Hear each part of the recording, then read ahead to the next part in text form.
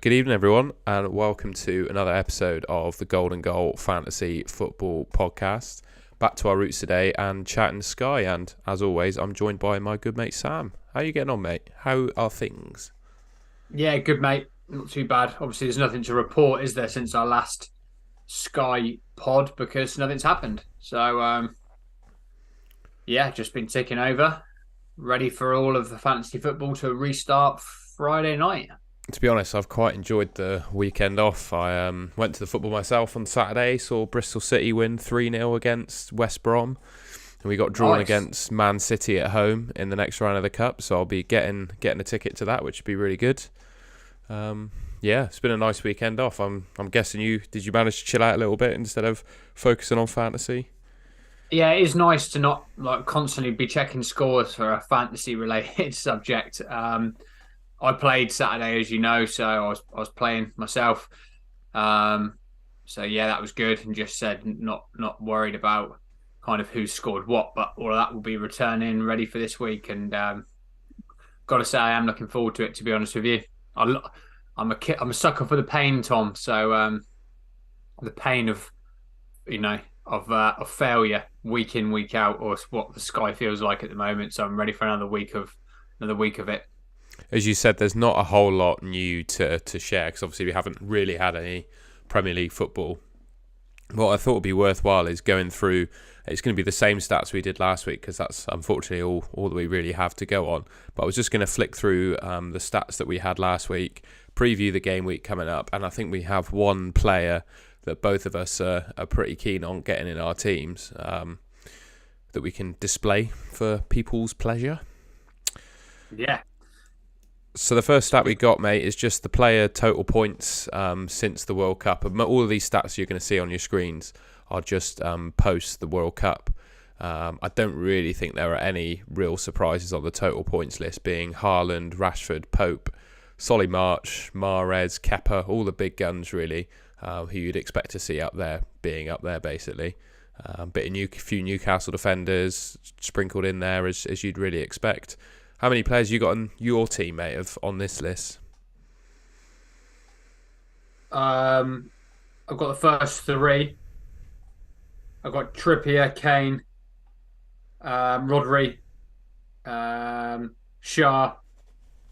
So how many is that? One, two, three, four, about 7 or 8. Bloody hell. Not Quite a bad at few. What all. about yourself? I'm just counting. Probably 4 or 5. Unfortunately, I'm not a Shah owner. I've got Saliba instead. But Newcastle defence just been ticking along, haven't they? Yeah, Shah really looks nice really pick. good value at 7 million. I didn't realise he was that cheap in Sky. Got to be honest. He's just not a bonus magnet, but when they're nailing kind of sevens in a row, it's like worth it. I don't think he's picked up anything kind of let's have a look. I don't think he's picked up anything extra for a while, which kind of goes against the grain of most kind of experienced, engaged Sky managers, doesn't it? That you always want a bit of bonus, but at the same time, when they've knocked out 1, 2, 3, 4, 5, 6 Premier League clean sheets in a row, I d- 7 million, it's really good value. And he actually got tackles tier against Palace, so he's gone 5 sevens and a 9. So, and when they start conceding, other options might open up. So yeah, I think I've got triple Newcastle defense at the moment. But as we talked about on the effective ownership, it's like only really maximizing one clean sheet in terms of points if Newcastle keep a clean out. So you kind of need 4 really to make proper gains, don't you?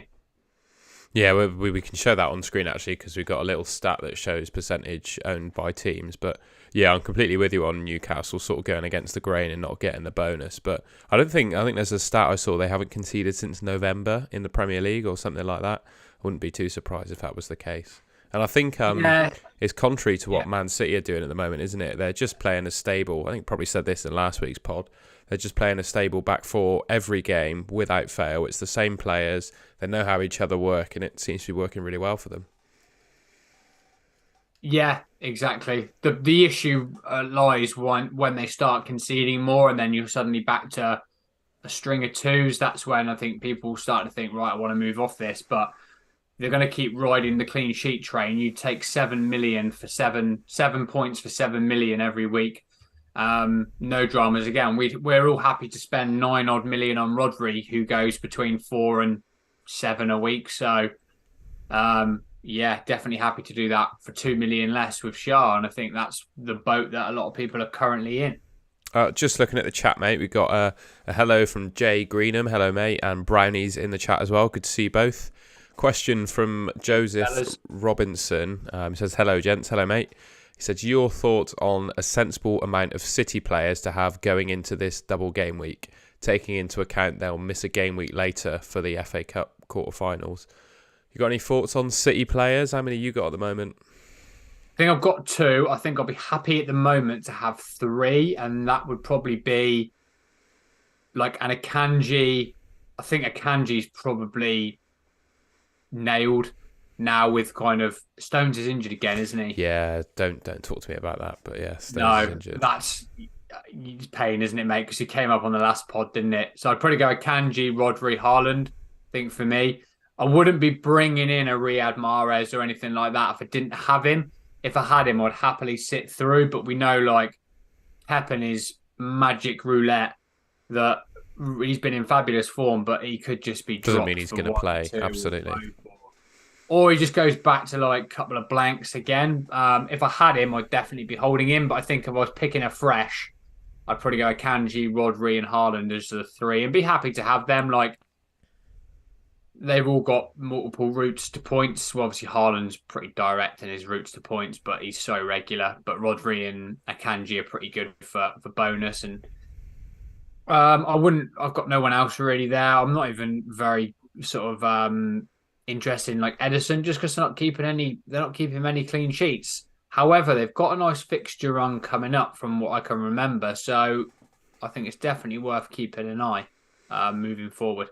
What about you, Tom? What do you think? Yeah, I've got Stones, Akanji, De Bruyne, and Haaland in my Sky team at the moment. Obviously, need to do something about John Stones if there's no news on his injury. But to be honest, I'd be happy with Akanji, De Bruyne, and Haaland. The thing is with City, there's loads of players you might want, but the important thing is picking players that actually play. And I don't think maybe Ake as well, given that Cancelo's been loaned off to Bayern. Maybe Ake is probably another one. So maybe Ake, Akanji, De Bruyne, and Haaland are the four you could probably say will play most. But even then, I think Laporte and Diaz are coming back in the team, so they could upset Akanji's minutes. It's very difficult to say. I don't think I'd be going all in on Man City, mate, to be honest. Like Laporte, when he's fit, is a superb option. He's a threat from headers, passing bonus. He makes the defense better. But you've just said there's all these question marks over who's their best or regular starting four. We've got Champions League restarting. Pep's on a mad one at the moment. Does not seem happy whatsoever. Anyway, the City aren't playing overly well. So I think you're right, Tom. You've got to go with the nailed players. And would that be three more attacking players? Been Haaland, KDB, and Rodri, like obviously a midfielder. You might be right there. You might well be right with that. I mean, KDB, just a brilliant player, but is not the Sky asset that he was 3 seasons ago, is he? For the value that to be honest, I think I just got sucked in by almost his price in a way. I think this is a point that I made about other fantasy games at the moment. I think the optimal, in inverted commas, team doesn't involve spending all the budget, and certainly with Kevin De Bruyne, I was suckered in. I went from Salah to De Bruyne, and I was suckered into KDB because of the price. Just thought he's a premium asset and, fills that hole. But yeah, as you can see on the total points since the World Cup, he doesn't even make the list of, 20 players? Doesn't even make the top 20. No, I mean, I've got him on a couple of other formats, and once the double's out the way, I know that Sky works a bit different. Once the double's out the way, I'm going to ship him on as it currently stands. But as I think what people hold on to with KDB, and I'm sure you're the same, is he just can go off against anyone. So there's always that haul there, but I don't know. You'd have to ship back through to find his last haul, his last mega haul. I don't know when it was. He's certainly not value for money. But it hasn't been for probably a season and a half. Question from Jay. He asks us, what are your thoughts on Martinelli? He says he's got him at the moment, but he's at risk of being rotated with Trossard, and would we get rid? I'm just going to check the Arsenal fixtures, mate, to see. Yeah, Everton, and then which will now be a trickier game because Dyche has come in, so you're expecting a little bit of bounce, and then they've got a double the week after. I've got Martinelli as well, Jay. I'm going to hold and just see. So hold the Everton and just see what happens. I think that'll give us a little bit more information. People, we're all quick to jump off, aren't we? What's the best advice, Tom? Sometimes best thing is just sit on your hands, isn't it? And don't make a transfer, especially if you're not sure. I would say. I sort of raved about him, didn't I, earlier on the previous pod? He has been brilliant all season. His points are not far off like Saka. He's just had a couple of blanks, and I mean that could spell a run of bad form and then out the team. That's completely and utterly possible. But at the same time, he could come back with sort of a couple of returns and suddenly everyone's on him again. I'm sat somewhere in between the two, so I'm just going to judge for Everton. And then I think if he blanks or he kind of gets limited minutes, then I might look at pulling the trigger ready for the sort of double that they've got the game week after and try and do a bit of reorganisation there. I was going to say, I think the luxury of Saturday the 4th is that we see the Arsenal team. So if Martinelli isn't in it and Trossard's playing, that's your decision made, I think, isn't it? That's a transfer out if he doesn't start. But if he does play, you may as well leave him. And then his next fixture is Brentford at home on next Saturday, which obviously, unfortunately, you won't see the lineups for. But you will have the Sunday and Monday after to react to it. And then he's got another game on Wednesday against Man City. So he might get benched in one of these 3 games coming up. But, in theory, if he got benched one of 3 games, I'd still think he's worth having in your team. And I think a lot of other content creators, if you like, and seen on Twitter, and I think it's right, he's been getting quite unlucky in these games. I don't think his game has changed at all. He's just been getting unlucky with like the way the chances have fallen to him and stuff. So I definitely don't think he's retracted as a player at all. The only real thing is obviously the risk of Trossard, as you said, Jay. But we get to see that a bit with the being able to see the lineups in 2 of the 3 games coming up. Yeah, I think that's spot on, Tom. I think it's definitely a wait and see. I think Everton's a good fixture. I do think it's going to be tougher now that they've appointed Dyche. Like we always see that kind of new manager bounce. I think we know how he's going to set up. He's going to be really robust from the back. I might just curse this, but I can't see loads of goals Arsenal's way. I think if Frank Lampard was still in charge, we could be looking at 3s and 4s. I think it'll be very, very tight. It might be a goal either side or something like that, purely because of the manager change. I don't know what you sort of think there, Tom. I think exactly the same. I'm not sure I see Everton scoring just because Arsenal have been so good defensively, but I don't see Arsenal going mad. But who knows? It depends how broken that Everton dressing room is. Yeah, it does. But I certainly think they're in for a much better shout now they've got a new manager in, and there'll be a little bit of desire. And if he just improves the output by 1% on each player, then they'll be contesting for every ball, winning those headers, winning those challenges, and that'll make it difficult for Arsenal. So, I'm happy to hold and see what happens in that Everton game. You've got FPL Spartans in the chat as well. Hello, mate. Good to have you back. And he asks, it's not a question, it's a statement. Why have Man City in Sky at the moment when you can indulge in Arsenal and Man United assets who have a more settled team and have more fixtures? I think, you make a great point.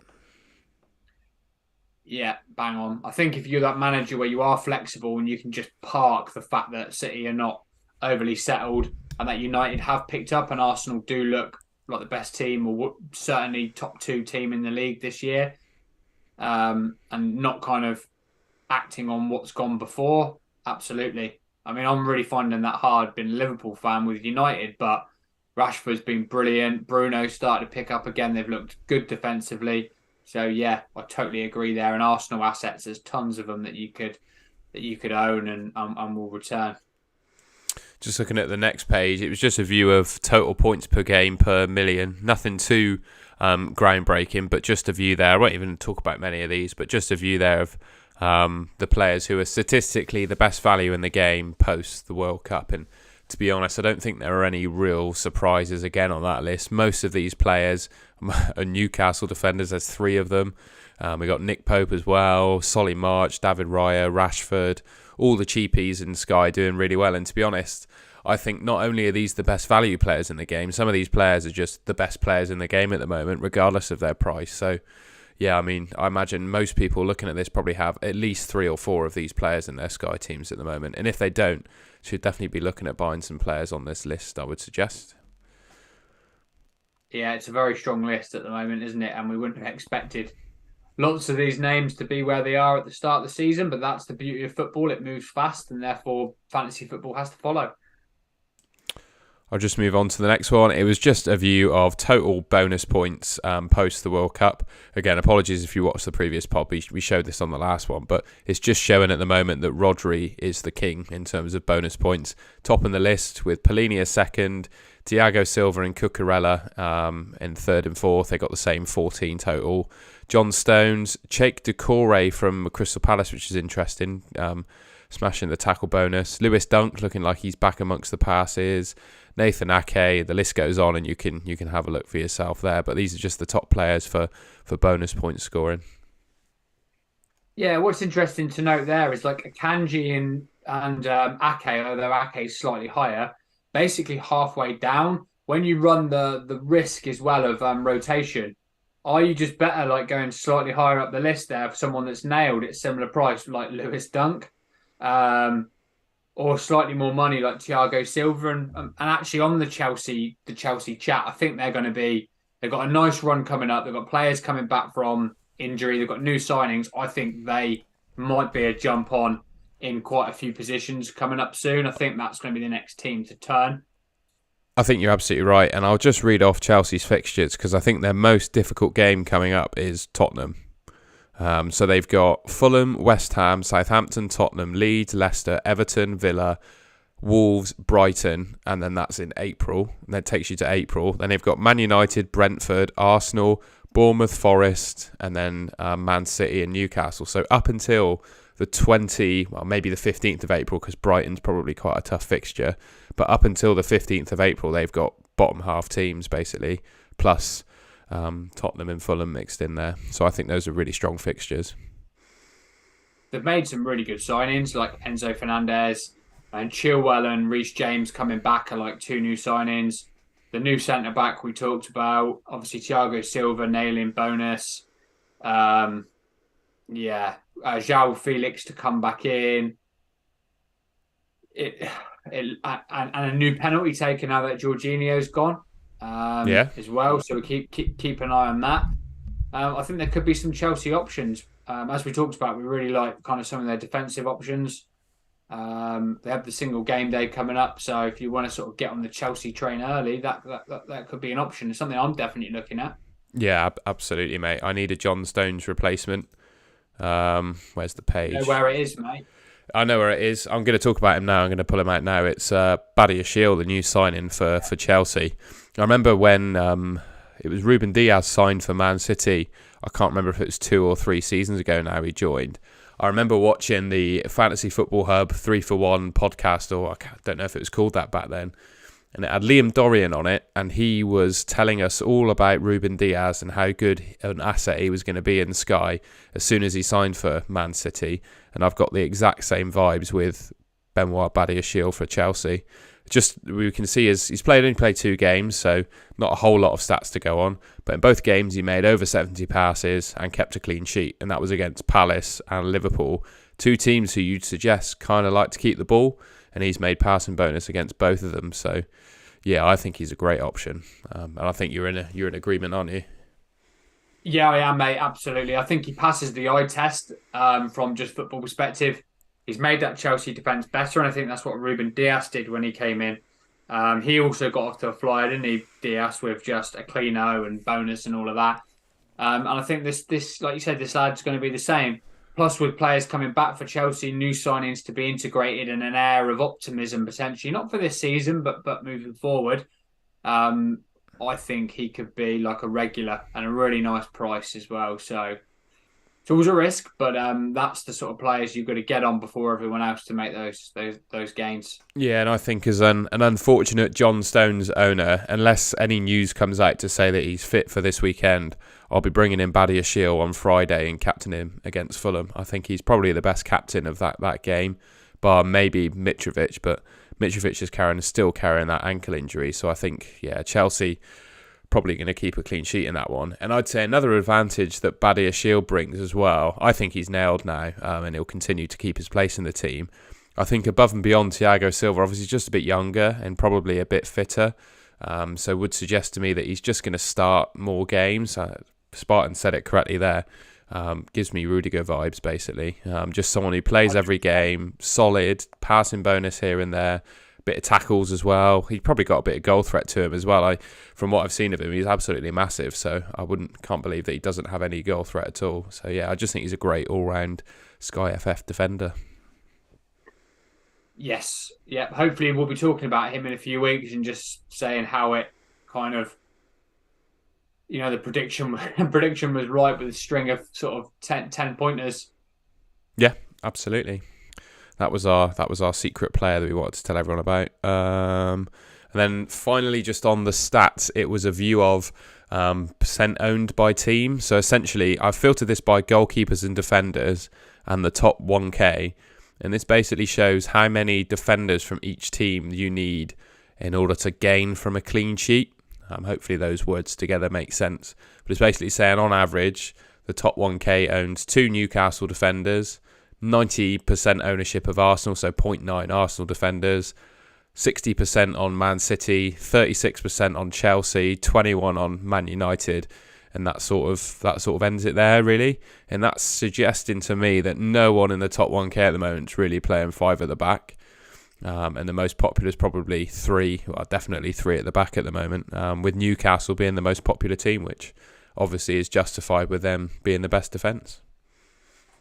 Yeah, it's just not. I've got 3 at the back, so just seems to be the season where it's cheaper assets and defensively, and we're all rooting for those forwards and midfielders. Whereas there's been many times where 5 at the back's been really big in Sky because it's just been cleaning up 10 points times 5 or 6 with the goalkeeper. So, yeah, it's really interesting times. Yep. Let's have a look. So the next thing I wanted to go through, mate, was just have a look at the fixtures for, I believe is it Gameweek 27 in Sky? Yeah, Gameweek 27. Just have a look at the fixtures, talk through them, how we think they're going to go, and then the best captain for each day. So starting off, we've got Friday the 3rd, Chelsea Fulham. How do you see that going, mate? Chelsea at home. I think, again, that bit of renewed optimism, whether or not it actually improves the output, I don't know. Will we see Enzo Fernandez, do you think?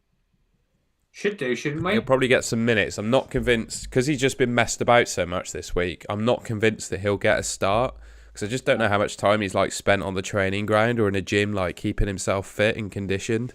But I expect him to get some minutes in that game. Not sure he'll start, though. I fancy Badia Shiel or Thiago Silva, something like that for that day. I think we at home you'd probably get passing bonus as well. But Fulham have been really good, so there could be, even if you got Polini and you just wanted to wait and see on Chelsea, I wouldn't be against sticking the armband on him. He's proved to be a solid asset this year, and obviously if Mitro starts, which we'll get to see the lineups, and you're a Mitro owner, just stick the armband on him. Yeah, Unless, of course, you want to start piling into the Chelsea boys, but I would say that seems quite early to do a pile-in anyway. Yeah, I definitely think it's early to do a pile-in. I just think with Badia Shield, this is how you make gains in Sky, in my opinion, and in fantasy football in general, is you find those good assets and you get on them early. So we've just seen Matoma absolutely smashing it up in the likes of FPL. And I think Badia Shield just gives me that sort of vibe in Sky. So I think I'll be trying to hop on him this weekend. Not going mad. I'll only have 1 Chelsea defender. But I think it totally makes sense to bring in Badia Shield and captain him on Friday. Yeah, I think I'll be doing similar just because I haven't got anyone at this current moment. I think I've got Mitrovic in one of the teams, but the other one I haven't. So might well be Badia Shield and then just look to keep him in there as a staple, really. Okay, Saturday the 4th of February, we got Everton against Arsenal, Wolves against Liverpool, Man United Crystal Palace, Brighton Bournemouth, Brentford Southampton, Villa Leicester, and Newcastle West Ham. I think, just reading through those fixtures, there are probably 4 or 5 captaincy options on that day. Yeah, I would agree. So you've kind of got, I think Everton Arsenal for me is an avoid. Everton at home under new management, as I've said already. Liverpool Wolves just avoid. So there's a United asset there, isn't there? Probably a Rashford or a Bruno, or even like De Gea or a Shaw or something like that. If you own down that route. Brighton have got there's a few options there for Yeah, Brighton, isn't there? If you like Matoma or a Lewis Dunk home game. Um, Tony and against then Southampton, perfectly decent option. what's that? I was going to say Tony against Southampton as well is a decent option. He's always decent. You can't really say No, you're Tony's right. a He's bad option. ticked over so well, and then Newcastle asset. Or do you want to hear a little outsider here, Tom? Go on. Jarrod Bowen. He's just returned to a bit of form, isn't he? He's had a couple of goals in the Premier League and then the Cup or whatever. It just looked like they might have turned a corner. I mean, I wouldn't be bringing him in and sticking the armband on him, but I just think he could have an outside chance of doing all right against Newcastle there. Um, wouldn't be picking him for sure, but might just be like a little an outsider. Yeah, fair enough. But yeah, if you were to give the armband to one person of that lot, who are you saying at the moment? What players that I own? Yeah. Who's going to be your captain on Saturday in your mind at the moment? He's so tempted for like either Lewis Dunk or Nick Pope. Nick Pope's just churned out 9s and 11s for fun. I do think West Ham will pose a threat, like I said, but I think that's where my armband might go, or I just go safe and stick it on Rashford. He's been in such good form, isn't he? So I think with my main team will do Rashford, and then maybe one of the other ones will go with like a Pope or a Dunk or something like that. Yeah, I was going to say the same. I really like Rashford. Might well be on penalties now because Bruno gave him the last one when Man United won one. So, yeah, I don't know whether that was to keep the scoring record up or actually giving Rashford responsibility. And there's another thing to consider as well is I think Crystal Palace they're either 18th or 19th in the league for like expected goals conceded. So they're genuinely one of the top 3 worst defences in the league at the moment since the World Cup. So I just think there's goals in that game for United. And yeah, I think Rashford's so high owned at the moment in that top 1K. If he goes off and you don't have the armband on him, I think it's going to hurt you more than success from having a differential and that paying off. Yeah, totally. I think he's the safe bet, but as we've talked about, there's a few decent outside options there. It's amazing. Well, it just shows how the season's gone. But in previous years, if this game was last season, we'd just be saying Mo Salah. Don't even think about it. But that's not even a thought anymore at the moment. No, football moves quick for sure. Sunday the 5th, only 2 games on that one. So we've got Nottingham Forest Leeds and Tottenham Man City. Yeah, I think my armband's going to be on Haaland and I'm not really going to think about it. I guess that's going to be the same for you. Yeah. And then Wednesday the 8th, we got Man United Leeds. The only fixture, we'll see the lineups. I mean, I'm going to go Rashford if he plays. And I imagine, obviously, you could go for a Man United defender. We know there are plenty of options from United if Rashford doesn't play. But I think if he's in the starting lineup, just got to go for Rashford. Yeah. Yeah, if I see Rashford's name on that team sheet, he'll be slung the armband. And what I thought I'd just show quickly as well, we've not formed an official partnership or anything with Draft Hunt, but they've kindly given me a free license to use on their websites for our YouTube content. And some of it's, because it's mainly FPL based, and not a lot of it is transferable to Sky. But what is transferable is the clean sheet odds.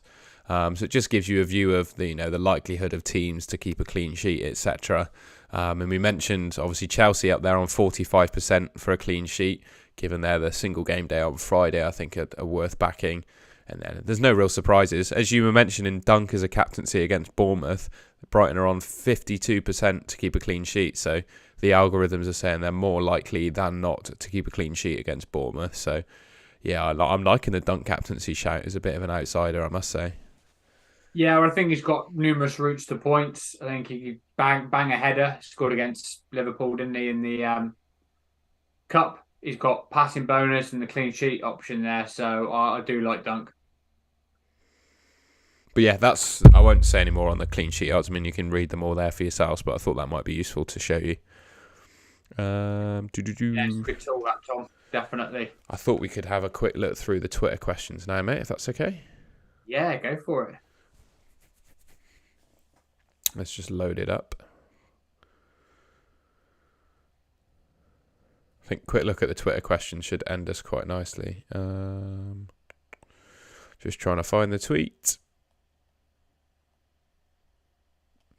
Okay, got a few questions. So first one from our good mate Luke Notley. He asks us, are people sleeping on Casemiro for a viable Man United double up? He says his returns are similar to when McAllister was getting consistent hauls earlier on during the season. I think personally Casemiro is a great option. He was up there for bonus points in terms of tackles, and I remember, because I was doing a bit of research for my FPL team and whether to bring in Bruno Fernandes or not, his underlying numbers like expected goals and expected assists, they're actually better than Bruno Fernandes is at the moment, which is quite surprising, but that just shows how good Casemiro is, I think. Yeah, I really like him, mate, as an option. Again, I do think he is. I've thought about him for other formats, and if I'm thinking about him for other formats, there's a reason, and should really be taken into consideration for Sky as well. So yeah, Luke, definitely. I think there will be a few that will potentially have him as an addition to Marcus Rashford. An interesting dynamic for you, mate, because I remember you saying on the last pod you weren't too happy with how your teams were going. Man on Martin, thank you for this, Martin. You've sparked some good discussion here, I think. He says, are you going to use your third team to go for a Manager of the Month award? And if so, what would be your high-level strategy for it? Yeah, I think for me, if I was going to have any success, it would be through that. I just haven't really gone for any of manager. I've never had that focus, to be honest with you.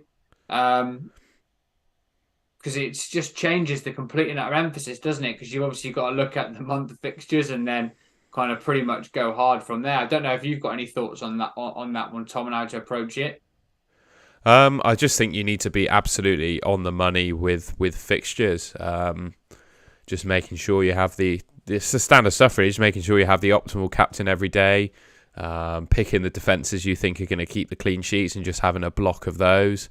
Like you mentioned, Chelsea.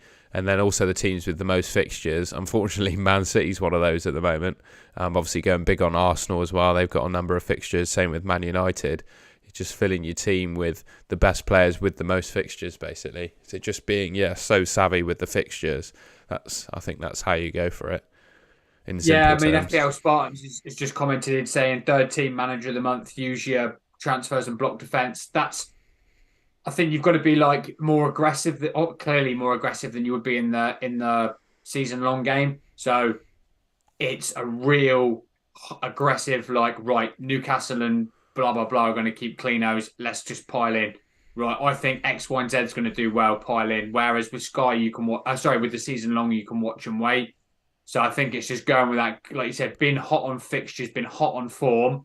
Captains and all of that sort of stuff, but then going with what you think is going to happen and then going in hard on it, because it'll either pay off and you'll shoot up the ranks on it, or it'll fail and no one cares today if you fail on it. I'd rather fail hard via going with a proper strategy rather than just kind of going half-assed with kind of one from one team, one from another, and then just sitting mediocre. So I think that's a kind of between your point there, Tom, and FPL Spartans, it's bang on. Mark W. I've probably got a different answer than he's expecting for this one, but he's saying there's a Liverpool Everton single game day coming up. I can't remember if it's next game week or the week after, but he's basically asking, should you go for Alisson ahead of Salah for the single game day, And are you planning to keep your Newcastle and United players when they eventually blank for the League Cup? If you don't mind, Sam, I think with Yeah. regards to the Liverpool-Everton game, I think it's a skip if you don't own anyone at the moment. Like, I genuinely think you could skip that one. I think both teams will probably score because Everton are just fighting for their lives at the moment. I think they'll find a way to score against Liverpool, and likewise Liverpool against Everton. But I don't particularly see any players like absolutely going off because it's never a fixture that happens in. No. I think Alisson's probably the best shout of captaincy. I actually just from everyone, whether you bring him in for it or not, you'd have to have a look at the fixture run and like whether you realistically want to keep hold of Alisson. Because I think he's been Liverpool's best player this season. But I think Tom, you've made some valid points there. I don't think it'd be high scoring, and it wouldn't surprise me if it's like another 0-0. But I definitely wouldn't be. I don't think I'd be bringing Alisson in, just given a couple of slides back on the potential on how well some of the goalkeepers are doing, Nick Pope and David Raya, for a lot less money. But I do think he's the best captain probably for the day as it currently stands. Strangely. No, that's fair enough. Just going to see if we've got any more questions. Couple more. One from Lee Giles. Who would your top 2 Arsenal players to bring in be for the good run of fixtures? Personally, in Sky, I think I would say Nketiah leads the way in terms of all the underlying numbers. So I think Nketiah is probably number 1. Then number 2, Sky related, I'm probably saying Zinchenko. Oh, nice, mate. But yeah, what do you think, Sam? You threw me a curveball there. Well, my 2 would have been Nketiah and Saka. I think Saka, by far and away for me, is the best Sky asset from Arsenal. Just because he's been so consistent this year. I really like Odegaard as well. Just don't think he has as much front end involvement normally as much as Saka. I know it's been better recently. And Nketiah, mate, just really like him. Like focal point, nailed, getting chances, involved in link up play. Looks a really good player. So I think Jesus is going to struggle to get back in that team, I think. But yeah, you're absolutely right. Oh, mate, he's done more than enough to justify. He's not been a stopgap so far at all. And when he came into the team last time, he was exactly the same. Really, really good. Like, really worthy of. Sometimes we see players that come in and fill in for better players and think they've done a good job, but they're filling in for whoever it is. I've just not got those vibes with Nketiah. Feel like he could be Arsenal's number 9 moving forward. So, yeah, that's my 2. And a question that I think we've already covered a little bit of. Keen FPL, I think he's on the right lines, well, the lines of what we're thinking as well. He says he knows it's a bit wild, but what do you guys make of a block Chelsea defence? Silva, Badiashile, Kepa for now, and they're looking at Reece James in the near future. I think we covered that, didn't we? Definitely like Badiashile, definitely like Thiago Silva, definitely like Kepa. I think it's probably a bit too early for a block defence, but definitely not too early to buy yourself one for the Friday single against Fulham. So even now, right? Even now, as they are, what's baseline for those? Let's forget Reece James. What's the baseline for those 3? So Kepa, you're probably looking at 4. Thiago Silva, you're probably looking at 5. And Badiashile, you're probably looking at 5. You're probably looking at 14 points between the 3 as a baseline. Then with a maximum there of what, 10, 10, 9-ish. It's nearly 30 points for the 3. Depends what position you're in, doesn't it? But I don't hate that at all. I don't like Reece James at the moment. He's just, oh man. It's just because he's hurt me so many times. He's hurt me as much as he's hurt himself. Just injured and pulled off. Oh, massive upside, but he just got to show a few games of consistency, hasn't he, Tom? But the other guys, really, I like it. Question, I just forgot to say hello to Ben Vlogs. I see Ben Vlogs in the chat. Thank you, mate. And yeah, I'm all well, thank you. Good to see you in the chat. And then we have a question from FPL Spartans. He said, after Friday, with budget not being as tight as previous seasons for who we want, would you potentially sell Polinia? And he's identified that Arsenal have got a 3-for-1 over Fulham after that. So he's going to do Polinia to Nketiah. I don't mind that at all, personally. No, don't mind that. No, not at all. That's a lovely move, actually.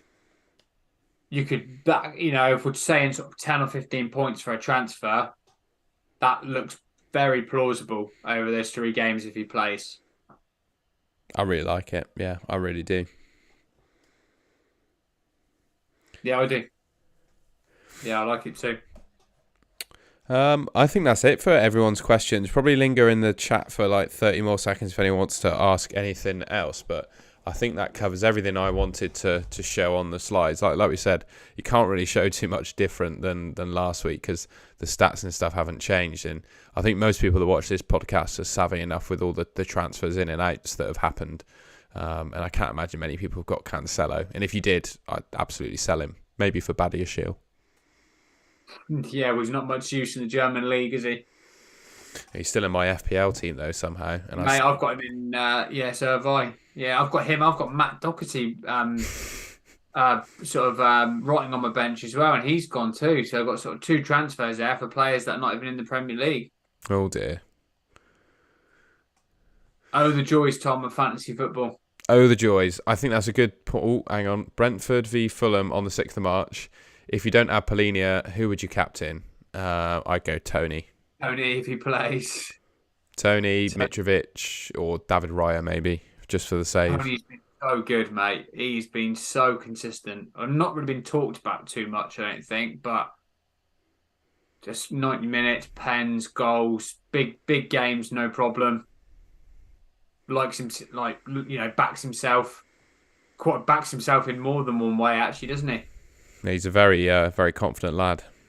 Yeah, backs himself on the pitch, mate, and also And in on the the bookies. betting market, yeah. Raya, yeah, I know you just mentioned Raya's a great option. FPL Spartans. Fulham, Brentford have been really, really good defensively. You look back through their defensive stats and stuff; they've been super solid. It's really not a bad shout. I think I said this on the last pod, Tom. It's just a shame that it's come at the same time as Nick Pope, Yep. who's cheap and really good. So yeah, I think there's some really good options in that game, and of course there's Mitrovic as well there for that one if you've still got hold of him, and if he's remotely fit, he's still a great option. Absolutely. I think that's probably a good place to end it then, mate. We'll leave it there. And yeah, if you enjoyed the video or the stream, depending on how you're watching it, leave us a like rating and subscribe to the Golden Goal channel. We'll try and do one of these Sky Pods every game week for the rest of the season. But until next time, we'll see you later. Thanks for tuning in, folks. Those who watch live and those who are watching back. See ya.